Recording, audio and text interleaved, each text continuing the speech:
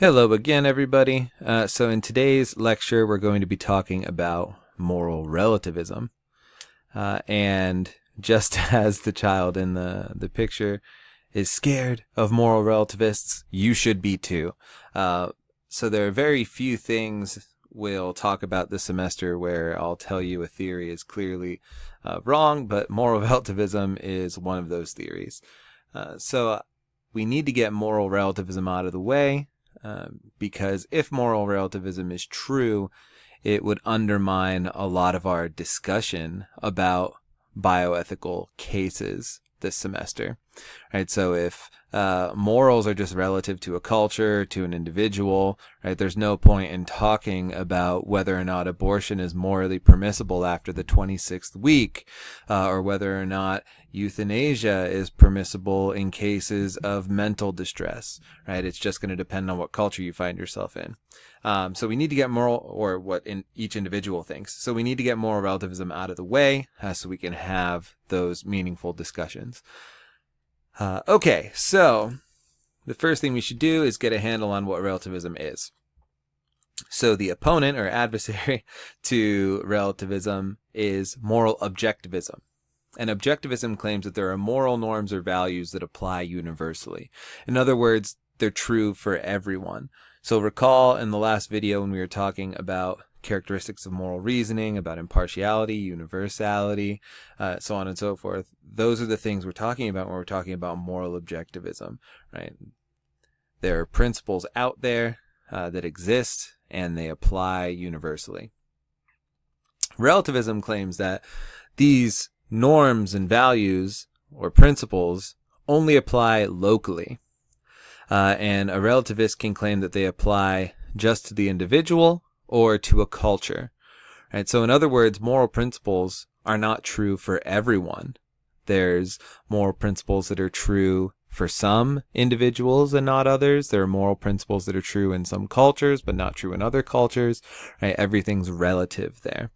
So what's an example of how this would shake out in a particular case? Let's take abortion. An objectivist would say abortion after the first trimester is morally wrong. Right? They can disagree about whether or not that principle is true from the objectivist standpoint, but they're going to say that principle applies to everyone across the world.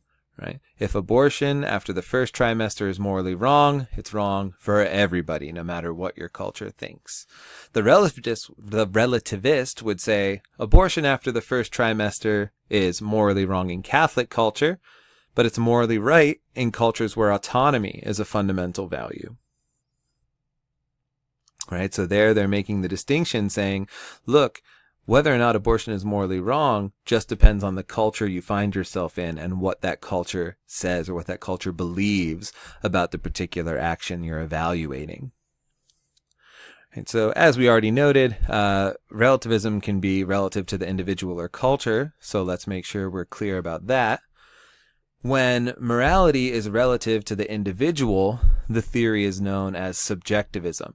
Right? So right and wrong for the subjectivist are determined just by the individual's beliefs.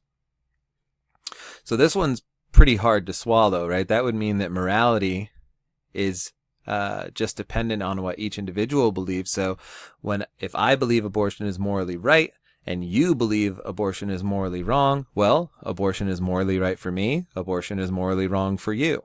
That's all there is to it.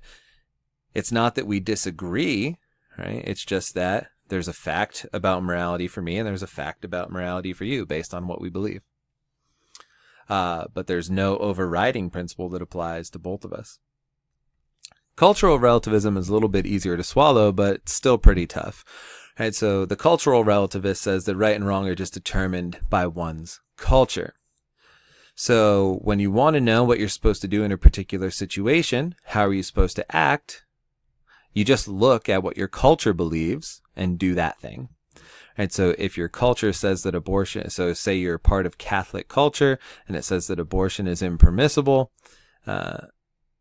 then you should refrain from having an abortion because you're part of that culture and the culture is telling you that it's wrong. Okay. Now, I've already told you these both seem pretty hard to swallow, but let's look at some reasons why relativism just seems right out of the gate to be intuitively false. So first is the case of rape. Imagine you're walking down the street and you see a case of rape happening, and you walk up to the person performing the action, and you say, "Hey, stop, you're doing something morally wrong." And the person says, "Well, no, I believe that rape is morally permissible. Just because you think it's wrong doesn't make it wrong for me. If I think it's morally permissible, then I'm allowed to do it. It's morally right." I take it none of you would accept that. Similarly, right, you find yourself in a different country, in a different culture. You're walking down the street. All of a sudden, you see someone raping somebody else, and you see nobody else doing anything about it, right? Why is nobody stopping this person? And everybody says to you, well, that action is permissible within our culture. I take it that most of you wouldn't find that a proper justification, right? You'd say, no, wait a second, your culture got it wrong. That person is doing something morally wrong by performing an act of rape. So that's not a hard argument. It's just something that seems intuitively to be the case, right? Moral relativism implies that those cases of rape would be permissible, but none of us think that's true. Another reason it seems intuitively false is because it would give us justification for historical atrocities. Right? So if Hitler believed that killing all of the Jews was the right thing to do, then he's justified in doing it, right? It's morally right according to subjectivism. And if Nazi culture thought that killing all of the Jews is morally right, then it was right for them to try and kill all of the Jews, right? That's what their culture believed was the right thing to do. And if right and wrong is relative to the culture, then that's what they should have done. But I take it that none of us think that's a justification for the actions of Hitler or Nazi Germany, right? We think those were atrocities. They don't just become good because Hitler or Nazi Germany believed in those things.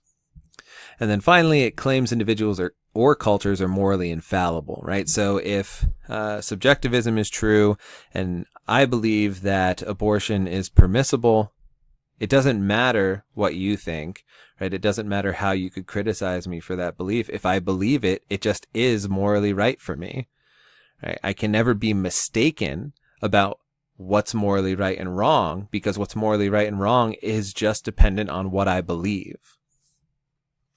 Some people have said that there are a couple intuitions in favor of relativism.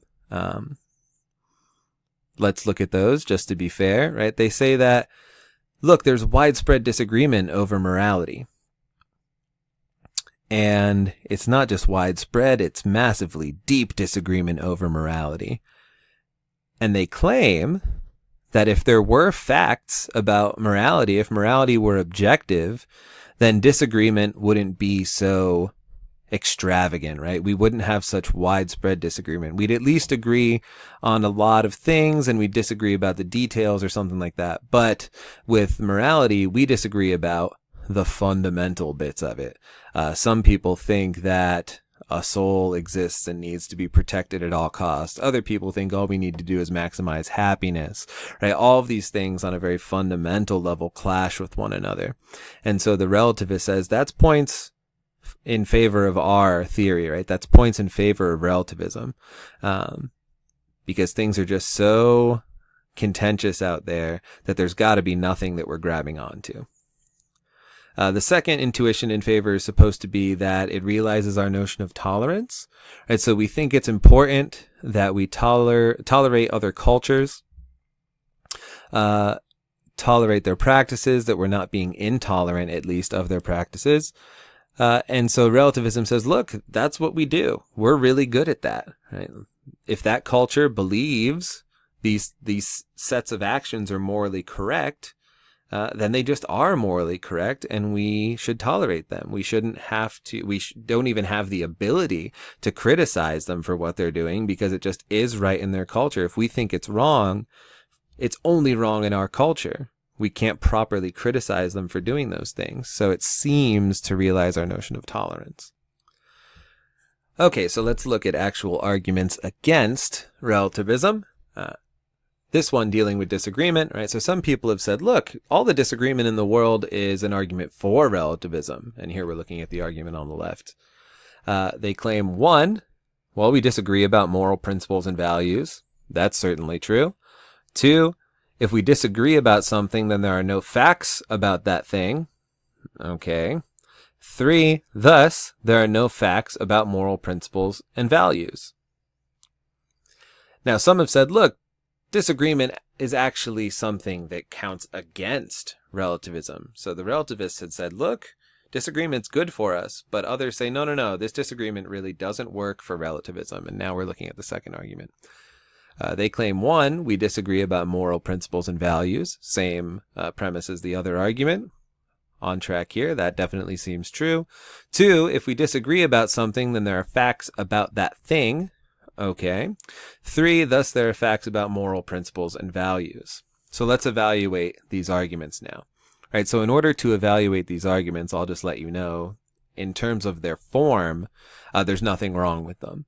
Right, so if we're going to criticize them, we need to say which premise we think is false. These only have two premises, so we can criticize one or two. One in both arguments is the same, and it just seems clearly true, right? We can look out in the world and we have abundant experience showing that we disagree about moral principles and values. So if we're going to criticize either argument, we have to do it in terms of premise two. Let's look at premise two of the first argument here. So that claims if we disagree about something, then there are no facts about that thing. Think about that premise for a second. Try and apply it to other realms besides just morality. Once you do, I think you'll see how ridiculous this principle is. So think about whether the earth is round or flat, right? This principle says if we disagree about something, then there are no facts about that thing. Well, we disagree with some, I certainly disagree with some people about the shape of the earth. I think it's round. Some people think it's flat. If this principle were true, there'd be no fact about whether or not the earth is flat or round. But clearly that's not true. Right? It might be hard for us to confirm because we don't all have access to space travel, right? But if we could all go up into space and look down at the planet, there would be a fact of the matter about whether or not it's flat or round. Just because we disagree doesn't eliminate that fact. And so if we apply that to any other scientific sort of experiment, right? Science claims that there were dinosaurs at a particular time in our history. Other people disagree. Some claim that dinosaurs never existed. Others say, no, they existed, but it was only about 6,000 years ago, along with humans. Just because we disagree doesn't mean there's not a fact, right? If we could travel back in time to the times that scientists claim dinosaurs were around, we could get out and look and see if they were there. It's not like just because we disagree, dinosaurs suddenly go into a state of limbo in the past, right? There's just a fact about whether they existed or not. So it seems like premise two here in the first argument is just clearly false.